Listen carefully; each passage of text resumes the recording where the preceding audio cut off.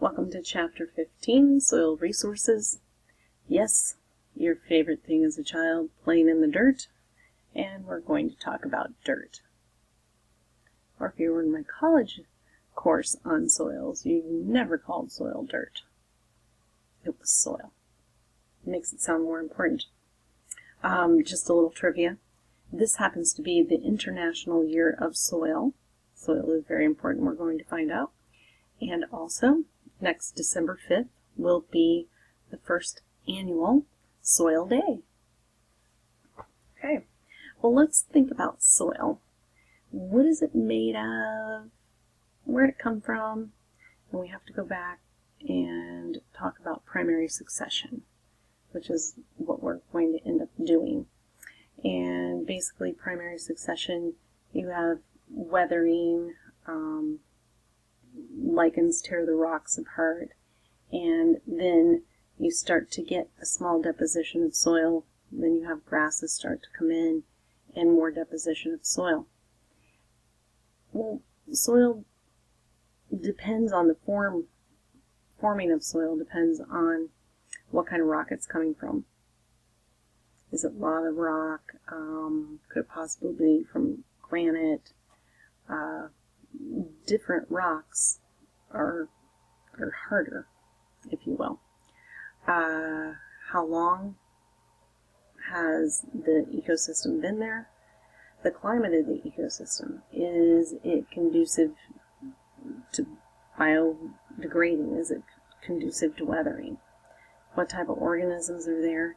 And is it flat or is it steep? So all of those things play an important role in the formation of the soil and how much depth you have to the soil.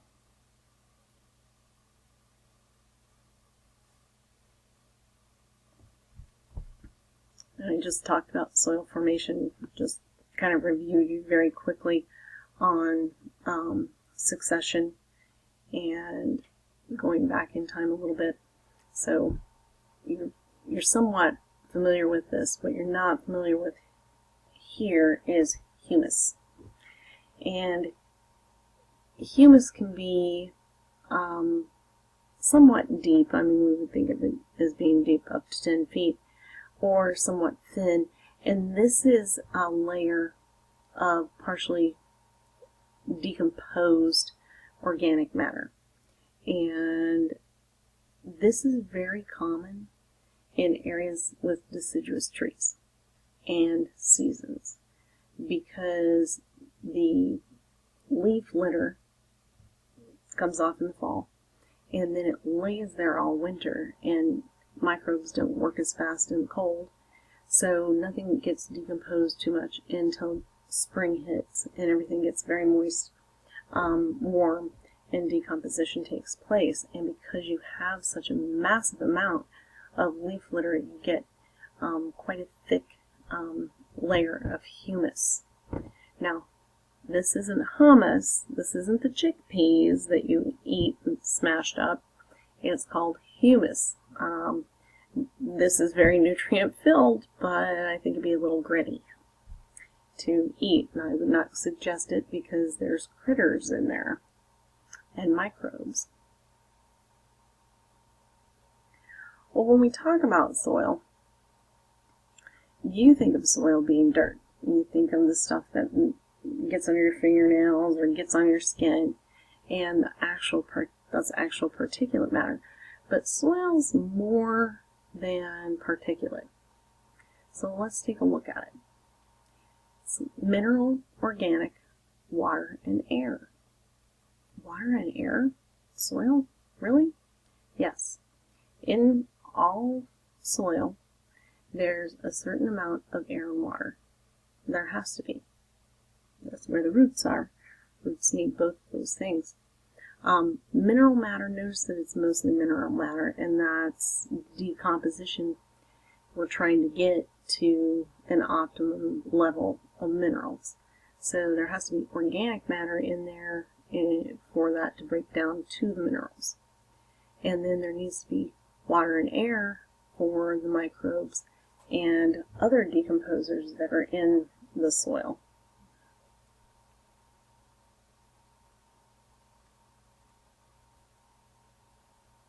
And this is just looking, if you look at these cutouts of soil, how the air and the water are intermingled with the particulates. Now, in this cutout, obviously, it looks like the particulates are very, very large. You know what a grain of sand looks like, you know what dirt looks like, or the particulate matter that you're familiar with, so this is blown up considerably.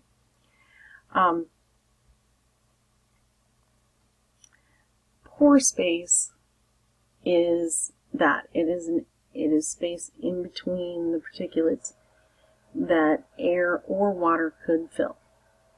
And so you're looking at wet soil where it's got a lot of water in it, and then dry soil has a lot of air in between.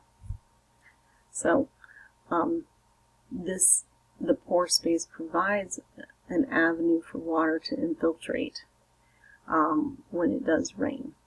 If your particulates are very, very fine and they pack together very, very closely, you're not going to have as much pore space.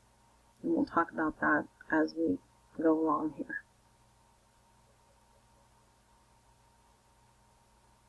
Soils are laid down in layers, basically. So you really have to start at the bottom, because this is where the soil started to begin with.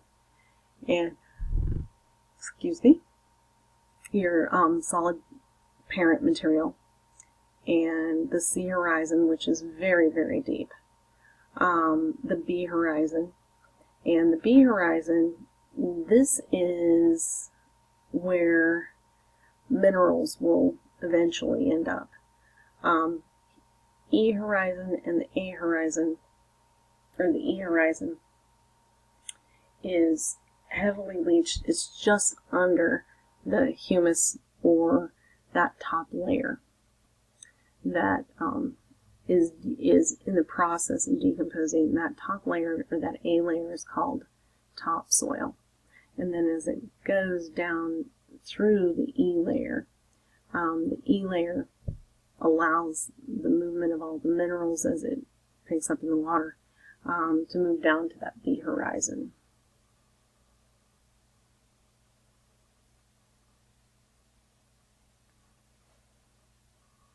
Organisms in the soil. We've never really thought about the soil as being its own ecosystem, but it is. It has a very thriving ecosystem in it. So when you think just roots, no, not just roots. If you look, we have our friendly little earthworms.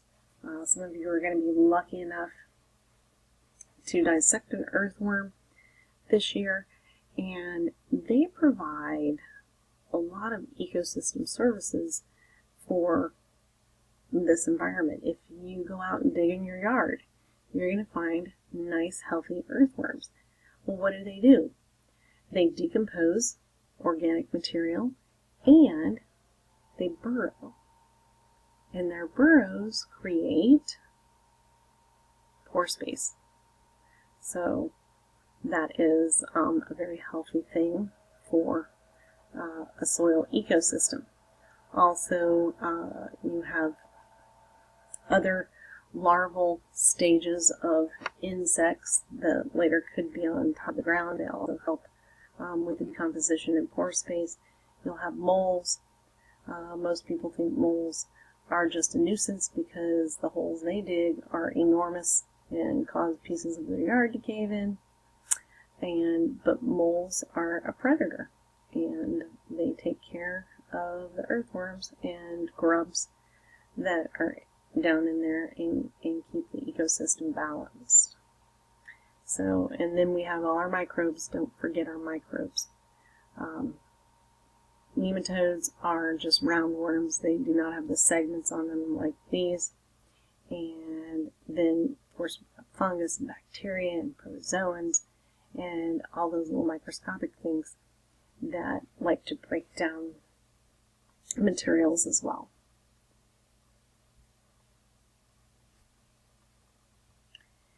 Ecosystem services: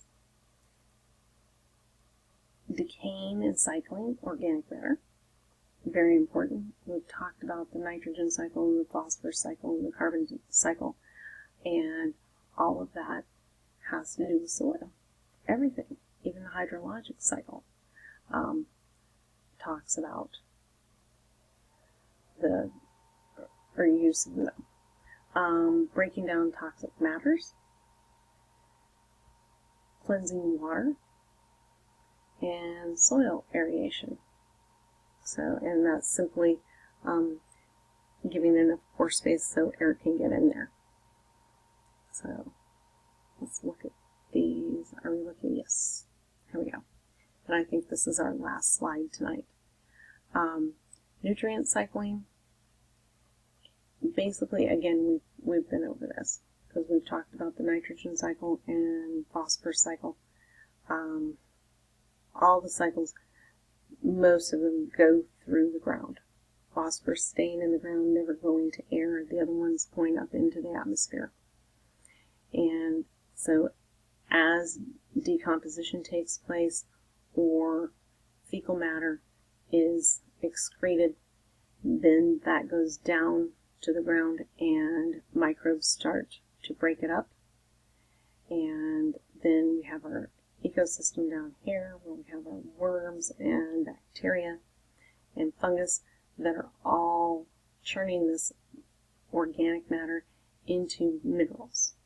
Minerals are then freed and then they can go up into the roots of the tree and go through then the cycling up to the ecosystem once more. Soil properties, we'll start the soil properties next time. That will be part 2. See you then.